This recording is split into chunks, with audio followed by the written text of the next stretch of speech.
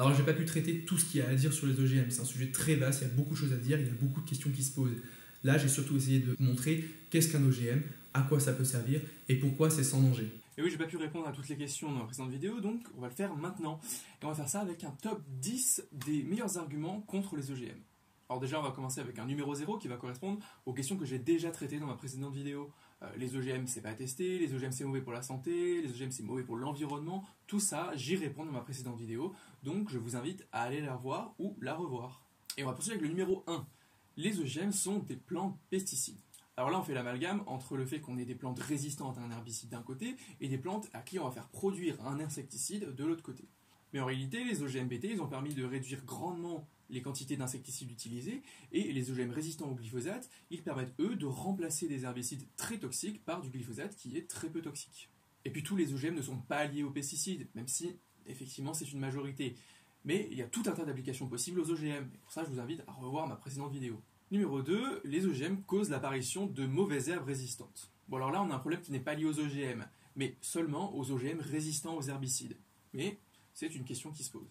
Ces mauvaises herbes, elles vont développer une résistance aux herbicides et donc devenir de plus en plus difficiles à éliminer. Une étude récente a montré que la diversité d'herbicides utilisés sur les cultures OGM avait diminué, ce qui pose un problème d'apparition de résistance. Seulement quand on regarde les données sur les mauvaises herbes résistantes, eh bien elles ne sont pas plus nombreuses depuis l'adoption des OGM résistants aux herbicides. Ça, c'est principalement dû au fait que le glyphosate, il a un mode d'action qui est très difficile à contourner. Ça ne veut pas dire qu'il ne peut pas être contourné, mais c'est plus difficile. Et la résistance, elle n'est pas propre aux herbicides. On a aussi des plantes qui deviennent résistantes au labour, par exemple, en s'enfonçant plus profondément dans le sol. On a aussi des plantes qui deviennent résistantes à l'arrachage à la main, comme cette sous-espèce du panique qui a évolué pour devenir quasiment identique au riz qui est cultivé là où elle pousse. Ainsi, on ne peut pas faire la différence entre le riz et le panique, et du coup, le panique persiste. Comme je l'ai dit, la résistance, elle n'est pas vraiment liée aux OGM, mais plutôt aux herbicides. Et le même problème peut se poser en non-OGM, puisqu'on a aussi des plantes qui sont résistantes aux herbicides sans être OGM. Mais cette résistance, c'est aussi quelque chose qui se gère très bien, parce qu'une mauvaise herbe qui résiste au glyphosate, ça peut arriver, ça existe, mais elle résiste au glyphosate et pas aux autres herbicides, donc on peut utiliser d'autres herbicides. Et puis on peut aussi utiliser d'autres méthodes, comme les méthodes mécaniques, ou les faux semis, les rotations, etc. Aujourd'hui, on diversifie de plus en plus les moyens de désherbage pour que ce désherbage soit de plus en plus efficace et empêcher l'apparition de résistance. Alors pour le numéro 3, on va regarder une petite vidéo. Il y a un apothicaire qui a écrit un bouquin qu'il a appelé, si je me rappelle bien, c'est Du poisson dans les fraises, où pour que les fraises résistent au gel, on leur a inséré un gène de saumon qui fait qu'ils résistent aux basses températures sous la banquise, etc. Mais tout est fait comme ça. Je ne sais plus dans quelle plante on a inséré un gène de scorpion, dans les pommes de terre un gène de méduse, de façon à ce qu'elles deviennent phosphorescentes quand elles ont soif. Alors pour le coup du gène de méduse, il s'agit probablement de ça. Ça, c'est la GFP. GFP, ça veut dire Green Fluorescent Protein, soit la protéine fluorescente verte. Cette protéine, comme son nom l'indique, elle est fluorescente verte et elle est extraite de la méduse. Elle est très utilisée en recherche, notamment parce que sa fluorescence permet d'observer la localisation de certaines protéines ou bien l'expression de certains gènes. Et pour ça, on fait des OGM en insérant le gène de la GFP ou bien des constructions qui contiennent ce gène de la GFP. Mais ça, c'est la recherche. C'est pas quelque chose qui est cultivé, c'est pas quelque chose que vous allez consommer. Et pour le reste, il n'y a pas à ce jour d'OGM qui contiennent de gènes animal. Et quand bien même, quel problème ça poserait qu'une plante possède un gène animal? Je vous l'ai dit dans la précédente vidéo, l'homme a 5% de son génome qui est viral.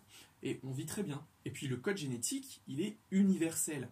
Un gène, il n'est pas la possession d'un organisme. Par exemple, on a environ 99% de notre génome qui est partagé avec celui du chimpanzé. Ces 99%, est-ce que c'est des gènes humains ou est-ce que c'est des gènes de chimpanzé? Si on insérait un de ces gènes dans une plante, est-ce que ce serait une plante avec un gène humain ou un gène de chimpanzé? Et l'ADN, on peut aussi le synthétiser, nucléotide par nucléotide. Et si on l'insère dans une plante, eh bien, c'est un gène de quoi alors? La réalité, c'est qu'un gène, il ne définit pas l'organisme dans lequel il est contenu. Un gène, ça définit une fonction. Ça peut être la résistance à des conditions climatiques, comme le froid, la sécheresse, la résistance à certains ravageurs, etc. Et une fraise avec un gène de poisson qui lui permet de résister à des basses températures, c'est une fraise qui résiste au froid. C'est pas une sorte d'hybride entre une fraise et un poisson. Ça reste une fraise. Numéro 4, Monsanto a le monopole. À chaque fois qu'un anti-OGM annonce ça, ces entreprises sont très tristes. Monsanto n'a pas le monopole. Certes, c'est peut-être celui qui pèse le plus sur le marché, mais il n'a pas le monopole. Alors on peut critiquer le fait que ces entreprises sur le marché des OGM soient très peu nombreuses. Mais les contraintes qu'on impose aux OGM font que seules ces entreprises qui ont beaucoup d'argent peuvent se permettre de faire des OGM. Faire un OGM, ça coûte des millions. Du coup, il ne peut pas y avoir de petites entreprises, de start-up ou de recherche publique sur les OGM. Bon, il y a quelques exceptions, comme les pommes Arctic Apple qui ont été développées par une petite entreprise canadienne de 7 employés. Ou alors quelques initiatives publiques comme le riz doré ou la papaye rainbow. Mais ces initiatives sont rares et minoritaires par rapport aux initiatives qui sont faites par les industriels. Mais critiquer les OGM parce qu'ils sont faits par Monsanto ou par des grandes entreprises, c'est comme dire que les ordinateurs c'est pas bien parce que Apple et Microsoft ont le monopole. Ça dit rien sur la qualité du produit, ça dit juste qu'ils sont faits par des grandes entreprises. Numéro 5, les brevets. Alors le semencier fait signer un contrat à l'achat des semences qui interdit à l'agriculteur de replanter sa récolte l'année suivante. Et Monsanto a même développé une technologie qui s'appelle Terminator qui rend les graines stériles et empêche de ressemer ses récoltes. Alors pour Terminator, c'est faux. Cette technologie, elle existe bel et bien, et elle appartient bel et bien à Monsanto depuis qu'ils ont racheté la boîte à qui ça appartenait, mais cette technologie, elle n'a jamais été utilisée. Et Monsanto s'est même engagé publiquement à ne jamais l'utiliser. Ensuite, pour le fait que les agriculteurs n'ont pas le droit de replanter leur récolte, eh bien c'est vrai. Mais est-ce que ça pose problème ? La réalité, c'est que les agriculteurs n'ont pas d'intérêt à replanter leur récolte. Ça, c'est dû à ce qu'on appelle la vigueur hybride. Et pour comprendre ça, rien de mieux qu'une petite illustration. Alors ici, vous voyez deux lignées de plantes qu'on appelle Arabidopsis thaliana, qui est la plante modèle qui est utilisée par tous les chercheurs en biologie végétale en laboratoire. Alors ces deux lignées, elles ont leurs caractéristiques propres, mais surtout, ce sont des lignées qu'on dit lignées pures, c'est-à-dire qu'elles sont toutes homozygotes et parfaitement identiques génétiquement. Et lorsqu'on croise ces deux lignées pures, on obtient ceci. C'est flagrant. Les hybrides sont plus vigoureux que leurs parents, ils sont plus gros. Eh bien, pour les semences que les agriculteurs achètent, c'est la même chose. Ce qu'achètent les agriculteurs, c'est des hybrides. Et ces hybrides, ils vont permettre d'avoir de meilleurs rendements, de mieux résister aux conditions climatiques, aux ravageurs, etc. Maintenant, qu'est-ce qui se passe quand on croise les hybrides entre eux ? Eh bien, on obtient ça. C'est beaucoup moins intéressant. Là, on a des plantes qui sont de taille très variable, on a même des plantes qui sont plus petites que les lignées pures de base. C'est beaucoup moins intéressant. Eh bien, en agriculture, c'est la même chose. Si on ressème sa récolte, on obtient ça, des plantes très variables qui ne sont pas très avantageuses. Alors ça se fait dans certains cas où la deuxième génération reste assez rentable, mais à terme, l'agriculteur finit par être forcé de racheter des semences. Et ça, c'est que les semences soient OGM ou pas. Alors si l'agriculteur doit racheter des semences, à quoi ça sert d'avoir des brevets alors ? Le brevet, ça permet à l'entreprise qui a dépensé du temps et de l'argent dans le développement de cette semence d'avoir un retour sur investissement. Ça leur assure que le produit restera à eux pendant une certaine période. Alors généralement c'est 20 ans, mais dans certains cas, il peut y avoir des extensions. Et pendant cette période, eh bien, si on veut un OGM machin, on sera obligé de l'acheter chez eux. Et ça empêche qu'un concurrent prenne exactement le même OGM et le mette sur le marché pour moins cher, parce que lui, il n'aura pas eu à dépenser des millions pendant des années pour développer cet OGM. Alors les brevets, ils ne fonctionnent pas partout pareil. Alors là, je vais parler des États-Unis et de l'Europe. Aux USA, tout est brevetable. Les OGM, mais aussi les plantes issues de sélection classique, de mutagénèse, d'hybridation, etc. Tout est brevetable. En Europe, on a un système un petit peu différent, celui du certificat d'obtention variétale, le COV. Contrairement au brevet, le COV, il rend la ressource accessible pour la recherche. Et n'importe qui peut prendre une variété sous COV afin de créer une nouvelle du moment qu'elle est suffisamment différente de celle d'origine. Mais en Europe, on a aussi un système de brevet. Et ce système de brevet, il s'applique aussi aux OGM, notamment parce que dans les OGM, ce qu'on brevette, ce n'est pas la variété, mais le gène qui est inséré. Mais il y a aussi des brevets sur des variétés qui ne sont pas OGM, comme un poivron sans graines qui a été développé par Syngenta par des méthodes de sélection classiques et qui est sous brevet. Encore une fois, le problème là, il n'est pas lié aux OGM. Là, il est lié aux brevets. On peut être contre les brevets, mais ce n'est pas une bonne raison pour être contre les OGM, parce que les brevets ne s'appliquent pas qu'aux OGM. Et puis, il y a aussi des OGM qui ne sont pas sous brevet. Le riz doré, par exemple, il a été développé par des chercheurs suisses d'un organisme public. Et pour cela, ils ont utilisé des technologies qui sont sous brevet. Le chercheur à l'origine du projet a donc demandé à ces entreprises de céder les brevets. Et ils ont accepté. Et aujourd'hui, on peut cultiver du riz doré sans avoir à payer de royalties, à condition qu'on ait un chiffre d'affaires inférieur à 10 000 $ par an. Et puis les brevets, ça finit par tomber dans le domaine public aussi. Par exemple, la première génération de soja résistant au glyphosate n'est plus sous brevet depuis 2011. Et si la recherche publique pouvait se permettre de développer des OGM, on aurait des OGM qui ne seraient pas sous brevet. Numéro 6, les OGM pourraient contaminer les autres organismes. Alors déjà un peu de définition. La contamination, c'est quelque chose qui va compromettre la sécurité ou la salubrité. Comme on l'a vu dans ma précédente vidéo, ce n'est pas le cas des OGM. Il n'y a donc pas contamination par des OGM. On peut dire qu'il y a une transmission au pire. Alors tout d'abord, une petite clarification, les plantes ne sont pas capables de transfert horizontal. Le transfert horizontal, on en a parlé dans ma précédente vidéo, c'est le transfert d'un gène vers un autre organisme. Et quand bien même elles le pourraient, elles auraient infiniment plus de chances de transmettre n'importe quel autre gène que le transgène, le gène OGM. Si c'était le cas, ça poserait problème, on aurait des gènes de plantes de partout. Heureusement, c'est pas le cas. La plante, elle est bien capable de transmettre le transgène, mais ça se fait par transfert vertical, c'est-à-dire d'une génération à une autre. Le pollen qui porte le transgène va pouvoir aller féconder une autre fleur et donner un descendant qui porte le transgène. Mais pour cela, il faut que l'espèce soit compatible sexuellement. Un maïs, il peut se reproduire qu'avec du maïs. Alors il y a eu un cas avec du colza, où du colza OGM s'est croisé avec du colza sauvage. Ça, je vous l'accorde, ça pose problème. Et là, il s'agissait de colza résistant au glyphosate. La résistance au glyphosate, eh bien, elle n'apporte aucun avantage s'il n'y a pas de glyphosate. Donc comme il n'y a pas d'avantage évolutif, le transgène finit par disparaître au bout de quelques générations. Et puis du colza résistant à un herbicide, on en a sans OGM. Et cette dissémination, elle est assez peu probable, puisque le pollen, il voyage pas si loin que ça, une cinquantaine de mètres environ, voire même moins pour certaines espèces. Et dans tous les cas, la plupart du pollen atterrit très près de la plante. En plus, ce pollen, il a aussi une durée de vie limitée, et donc il va falloir qu'il trouve une plante compatible dans ce laps de temps. La contamination par un OGM, elle est donc très peu probable. Il est possible qu'un grain de pollen portant le transgène aille féconder une plante chez le champ du voisin qui cultive la même chose que vous. Mais du coup, on n'aura que quelques graines qui contiendront le transgène. Mais surtout, ça peut être facilement évité avec un outil formidable qui s'appelle la discussion. Parce que les agriculteurs, c'est pas des bêtes, ils savent discuter entre eux. Et ils peuvent mettre en place différents systèmes, comme espacer suffisamment les cultures, faire des semis à des dates différentes, ou bien cultiver des variétés qui vont fleurir à des dates différentes, ainsi temporellement, il est impossible qu'il y ait une contamination. Ou encore, l'agriculteur qui cultive des OGM peut faire des rangées en bordure de plantes non OGM qui vont capter le pollen OGM et donc empêcher cette transmission. Et encore une fois, la contamination, elle n'est pas propre aux OGM. Si je cultive une variété A et que mon voisin a une variété B, eh bien, elles peuvent se croiser entre elles et il y aurait une contamination. Et pour le colza qui s'est croisé avec du colza sauvage, n'importe quel colza cultivé peut se croiser avec un colza sauvage.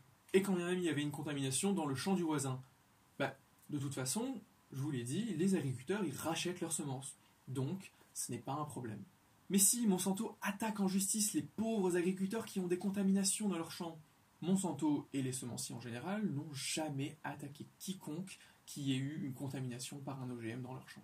Tout ça, ça vient d'un cas datant de 99, le cas Percy Schmeiser, qui a été attaqué par Monsanto alors qu'il clamait que s'il avait des OGM dans son champ, c'était parce qu'il y avait eu une contamination. Sauf qu'il a été démontré que son champ contenait plus de 95% d'OGM. À ce niveau-là, ça ne peut pas être accidentel. Ce que M. Percy Schmeiser a probablement fait, c'est qu'il savait que son voisin avait du colza OGM résistant au glyphosate, et il a donc cultivé lui-même du colza non OGM très proche du champ de son voisin. À la fin de la saison, il a récupéré les plantes les plus en bordure, qui étaient donc celles qui avaient le plus de chances de s'être croisées avec les OGM du voisin, et comme il s'agit d'OGM résistants au glyphosate, eh bien, il a semé les graines et appliqué du glyphosate dessus. Du coup, seules les plantes qui ont été croisées avec les OGM du voisin ont survécu, et il se retrouve avec des semences à 95% OGM. Ça, c'est pas accidentel, ça s'appelle faire de la sélection. Et M. Percy Schmeiser, il a été condamné pour cela. Numéro 7, les OGM diminuent la biodiversité. Alors déjà, il faut voir de quelle biodiversité on parle. Est-ce que c'est la biodiversité en général, de l'environnement?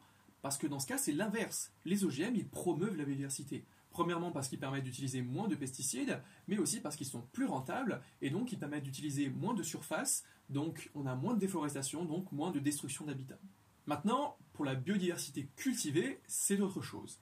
On peut critiquer le fait que beaucoup de cultures OGM sont des monocultures. En réalité, la majorité des cultures sont en rotation, on a très peu de monocultures. Et puis les monocultures, ça a aussi des avantages, sinon on n'en ferait pas.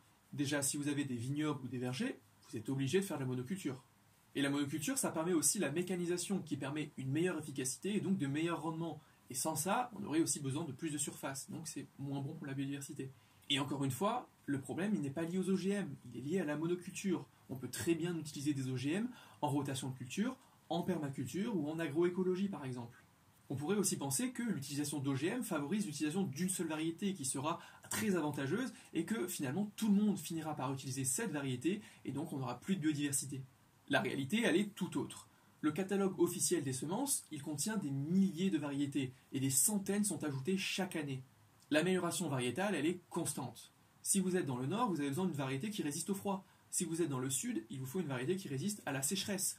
Si vous êtes dans une région particulière où un ravageur particulier prolifère, eh bien il vous faut une variété qui résiste à ce ravageur.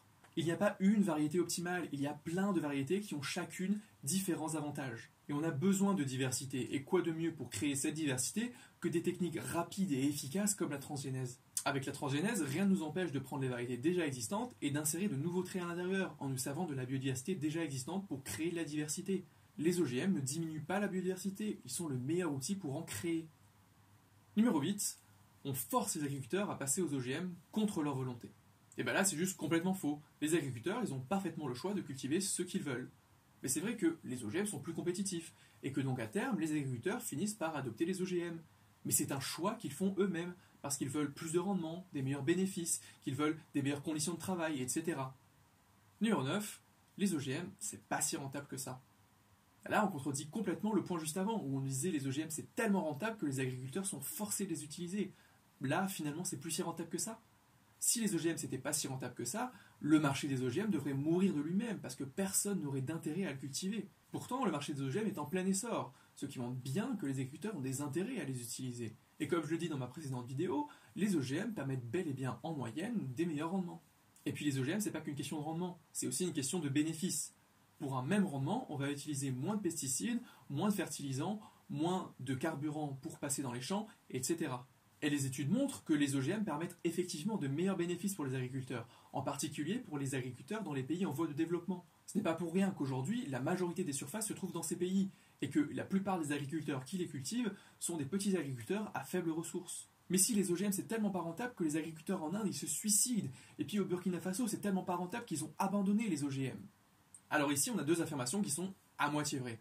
En Inde, les agriculteurs se suicident bel et bien, mais ils se suicident pas plus depuis l'introduction des OGM. Ils se suicidaient déjà avant, et ils se suicident toujours après. Il y a effectivement beaucoup de suicides en Inde, et ces chiffres élevés ont attiré l'attention. Mais la population y est aussi beaucoup plus importante, et aussi elle est à 50% rurale. Il est donc normal que le nombre d'agriculteurs qui se suicident soit plus important. En revanche, si on rapporte le nombre de suicides au nombre total d'agriculteurs, eh bien les agriculteurs indiens se suicident moins que les agriculteurs français. Et pourtant, les Français ils n'ont pas d'OGM. Aujourd'hui, plus de 95% du coton indien est OGM. En 2012, selon le ministère de l'Agriculture indien, la récolte a été de 5,1 millions de tonnes de coton, contre 3 millions avant l'introduction des OGM. Les agriculteurs indiens ont donc moins de raisons de se suicider depuis l'introduction des OGM. La réalité, c'est que les suicides en Inde ont des causes très variées, très complexes, mais les OGM n'en sont pas une. Maintenant pour le Burkina Faso. Le coton OGM BT, il est devenu très populaire là-bas aussi, et il a permis de diminuer grandement l'utilisation de pesticides, offrant ainsi des meilleurs bénéfices aux agriculteurs. Seulement, il y avait un problème. La variété OGM cultivée, elle provenait d'un OGM américain qui a été croisé avec une variété locale du Burkina Faso. Ça veut donc dire qu'une partie de son génome était adaptée à des conditions américaines, et donc pas à des conditions du Burkina Faso. Les fibres de coton obtenues avec cet OGM étaient plus fines, plus fragiles, et donc ça a eu des conséquences économiques parce que leur coton était moins compétitif. Et donc, le Burkina Faso a décidé d'interdire les OGM. Le problème ici, il n'est pas lié aux OGM, il est lié au fait que la variété n'était pas adaptée aux conditions du Burkina Faso. Le Burkina Faso aurait dû lancer des programmes d'amélioration de la variété.